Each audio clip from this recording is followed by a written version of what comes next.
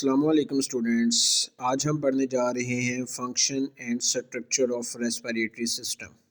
आज हम बेटे पढ़ेंगे कि हमारा जो रेस्पिरेटरी सिस्टम है ये हमारी बॉडी के अंदर गैसेस एक्सचेंज कैसे करवाता है।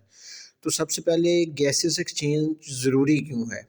तो बेटे आप जान लीजिएगा कि हमारी बॉडी में जब सेलुलर रेस्पिरेशन होती है तो उसके लिए ऑक्सीजन ज़रूरी होती है, और जब सेलुलर रेस्पिरेशन हो जाती है तो हमारी बॉडी में कार्बन डाइऑक्साइड का लेवल बढ़ जाता है। अब दो चीज़ें हमने करनी है, कार्बन डाइऑक्साइड को बाहर निकालना है और ऑक्सीजन को जज़ब करना है।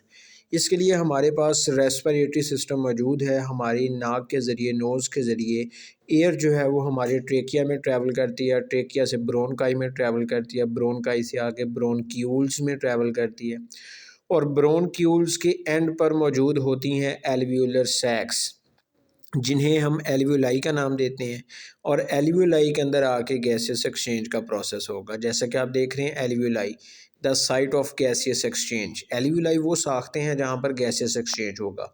अब हम एक एल्वियोलाई के स्ट्रक्चर को बड़ा करके देखते हैं, इसे हम एल्वियोलस कहते हैं।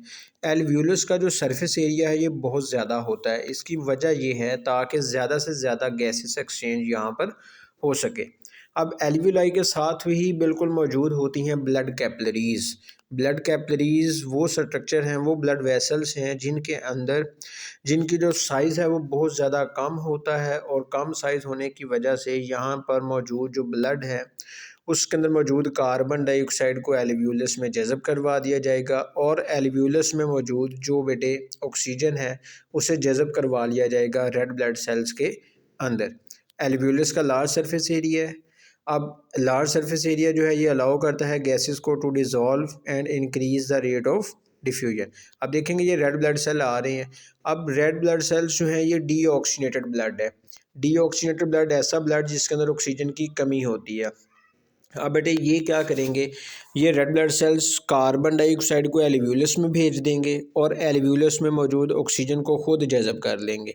ये आप देख सकते हैं कि एल्वियोलस के अंदर ऑक्सीजन के मालिक्यूल्स मौजूद हैं। ये वो ऑक्सीजन है जो हमने इनहेल किया। आप देखें कि जो ऑक्सीजन है वो डिफ्यूज़ होती जा रही है रेड ब्लड सेल्स के अंदर, और रेड ब्लड सेल का कलर क्या हो गया, रेड। ये ऑक्सीनेटेड ब्लड की निशानी है। अब जो दूसरी साइड पे हमारे पास रेड ब्लड सेल्स हैं, इनमें आप देखें कार्बन डाइऑक्साइड का लेवल ज़्यादा है। ये कार्बन डाइऑक्साइड का जो लेवल ज़्यादा है ये कम किया जाएगा by secreting out through alveolus. अब कार्बन डाइऑक्साइड रिमूव हो गई है और ऑक्सीजन अंदर आती जा रही है।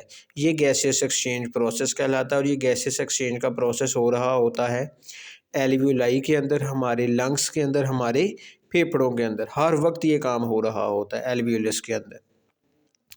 अब ये जब रेस्पिरेशन हो जाएगी, जब ये गैसेस एक्सचेंज हो जाएगा, तब बेटे जो ऑक्सीजन बॉडी में आई है उसका इस्तेमाल करके ग्लूकोज की ब्रेक डाउन की जाएगी। थैंक यू, अल्लाह हाफिज़। चैनल को लाइक करें, सब्सक्राइब करें, शेयर करें। Best of luck.